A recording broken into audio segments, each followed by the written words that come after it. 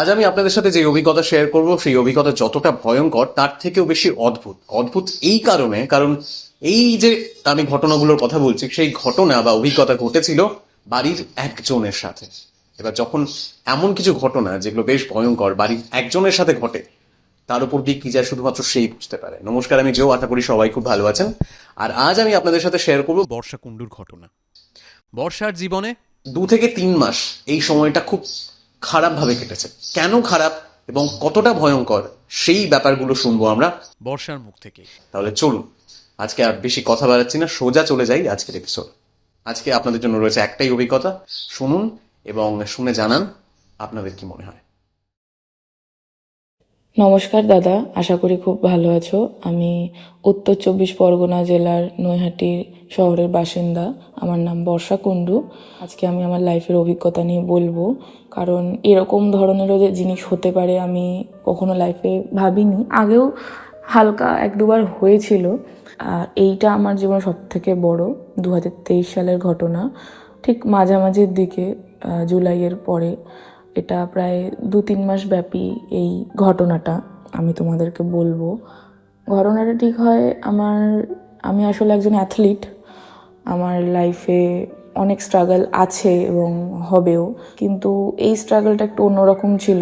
আমি মানসিক এবং শারীরিকভাবে খুব ভেঙে পড়েছিলাম। আমার কখনো শরীর খারাপ, জ্বর এসব আমার হয় না খুব একটা, কারণ আমি খুব হেলদি খাবার টাবার আমাদেরকে খেতে হয় আর কি। তা আগস্টের দিকে আমার হঠাৎ করে প্রচণ্ড শরীর খারাপ হয়। হঠাৎ করেই আমার জ্বর, সর্দি, কাশি সব বাড়তে থাকে। তো আমার অনেক পরিমাণ কষ্ট যায় শারীরিকভাবে। তারপরে আমার লাইফে ফ্যামিলি, আমার বন্ধুবান্ধব, আমার সোশ্যাল লাইফ, আমার পড়াশোনা, স্টাডি লাইফ, অ্যাথলেটিক লাইফ, আমার সব না মানে কেমন যেন ভাঙতে শুরু করে। খুব পরিমাণ আমি এক্সস্টেড হয়ে পড়ি। আমার ডিপ্রেশন চলে আসে, প্রচণ্ড একটা সিভিয়ার টাইপের ডিপ্রেশন আমি মোকাবিলা করি। কেন হয় আমি আজও বুঝতে পারিনি। আমার পরিবারকে আমি বলি যে এরকম হচ্ছে, তো বলে যে হ্যাঁ এগুলো হয় এই বয়সে, স্বাভাবিক। তো আমারও মনে হলো যে হ্যাঁ স্বাভাবিক, আমি মন দিই, কিন্তু আমি কিছুতেই মন দিতে পারছি না। রাত্রিবেলা অকারণেই আমার ঘুম, আমি যদি 11টা নাগাদ ঘুমিয়ে পড়ি, আমার 1টা-1:30টার দিকে আমার অটোমেটিকলি ঘুম ভেঙে যাচ্ছে। তাকিয়ে রয়েছি অযথা, কেন তাকিয়ে রয়েছে আমি নিজে জানি না। আর ঘুম আসছে অনেক দেরিতে, গা ছমছম করছে, কেন অকারণে আমি বুঝতে পারছি না। সকালবেলা আমি যেখানে অনেক সকালে উঠি, সেখানে ওঠার তো কোনো সিনই নেই। বেলা 12টা-1টায় ঘুম ভাঙছে। ব্রেকফাস্ট স্কিপ করছি, লাঞ্চ স্কিপ করছি, বা খাচ্ছি, ডিনার খাচ্ছি না, যা তা অবস্থা। শরীরের কন্ডিশন একদমই ভালো না, এবং মানসিকভাবেও মানে একটা ইনভিজিবল ডিপ্রেশন আমি মোকাবেলা করছি। একদিন রাতের বেলা আমি শুয়ে থাকি এবং আমার খুব কঠিন কঠিন ধরনের স্বপ্ন আসতে শুরু করে, যেগুলো আমি কখনো দেখিইনি। আমার পরিবারকে নিয়ে, পরিবার সদস্যদের সাথে এরকম স্বপ্ন দেখছি, মজা করছি, আনন্দ করছি। হঠাৎ করেই তাদের মুখগুলো খুব ভয়ঙ্কর, আমাকে আক্রমণ করতে চাইছে, আমাকে মেরে ফেলতে চাইছে। বা আমি এরকম তাদেরকে খুব ভয়ঙ্কর রূপে দেখছি, বা আমি একটা সুন্দর জায়গায় রয়েছি, সেখানে খুব ভয়ঙ্কর কিছু মুখ চোখ বা এরকম অশরীরিক আমাকে আক্রমণ করতে। তো আমি এগুলো খুব ভয় পাই। আমার মাকে আমি এগুলো শেয়ার করি, আমার মাকে সব কিছুই আমি শেয়ার করি। তারপরে দেখছি যে এই স্বপ্নটা বেড়ে আমার স্লিপ প্যারালাইসিস জিনিসটা, যেটা সবাইকে আমরা বোবায় ধরেছে, এই কথাটা আমরা শুনে থাকি, এই জিনিসটা আমার শুরু হয়। প্রতিদিন না, সপ্তাহে 2বার 1বার এরকম হতো, কিন্তু হতো খুব খারাপভাবে হতো। আমার কান মাথা ঝিঝি লেগে যেত, শুধু চোখটা খোলা থাকতো, আর আমি চারিদিক যেন ঠিক আমার নেশায় পেয়েছে এরকম মনে হতো। মাথা ব্যথা ঘুরছে, সব ঘুরছে, আর আমার বুকের কাছে চাপ, না এদিক ঘুরতে পারছি না ওদিক ঘুরতে পারছি।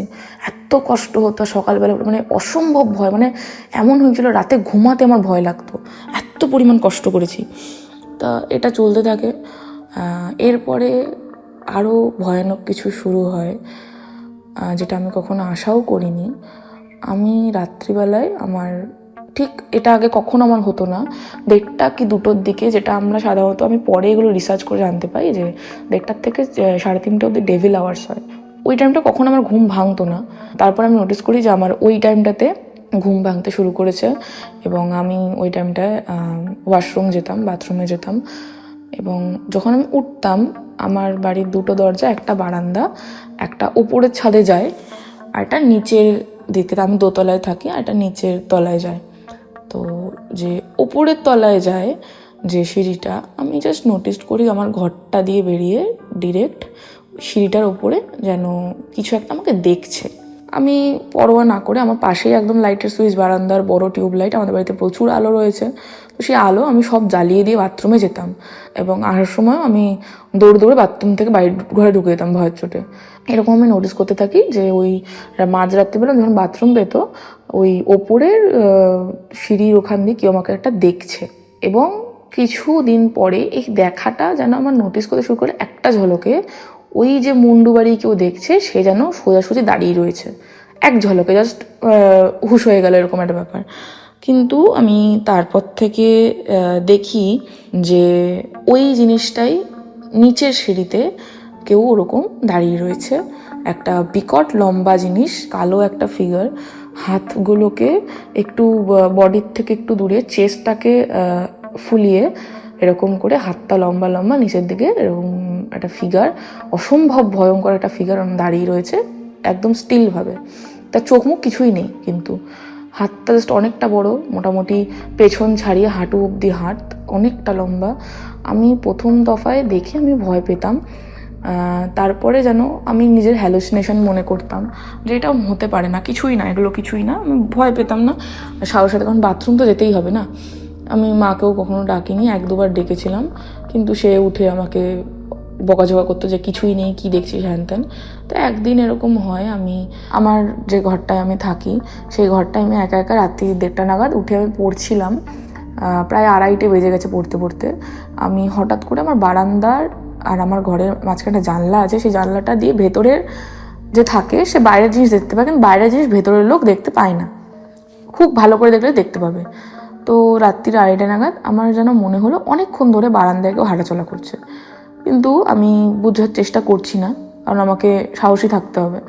তো হঠাৎ করে আমি জাস্ট এক ঝলকের জন্য হালকা করে তাকালাম, আমি যে কি দেখলাম, আমি তারপরে রীতিমতন আমি ঘরের মধ্যে, আমার ফোন হাতে ছিল, আমি বজরংবলী 40 চালিয়ে দিয়েছি ঘরের মধ্যে, এবং আমি সারা রাত সেই ঘরেই আমি 40 মিনিমাম অনেকবার আমি চালিয়ে শুনে শুনে আমি ঘুমিয়ে পড়েছি টায়ার্ড হওয়ার কারণে।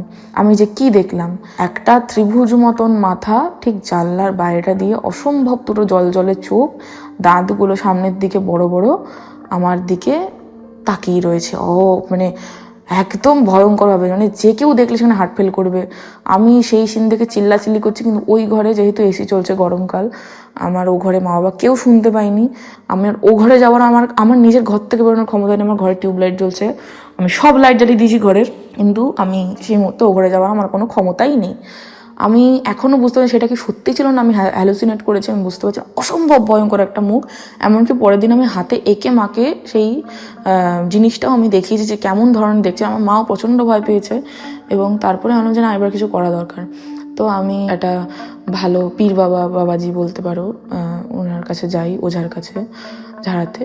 তো উনি একটা ভালো তাবিজ দেয়, কোমরের মাদুলি এবং হাতের তাবিজ দেয়। উনি বলে যে এরকম তোমার কিছু ভয় পেয়েছো, তোমার বাড়ির পাশের গাছটায় কিছু একটা সামথিং আছে, সেটা তোমাকে আকর্ষণ করেছে।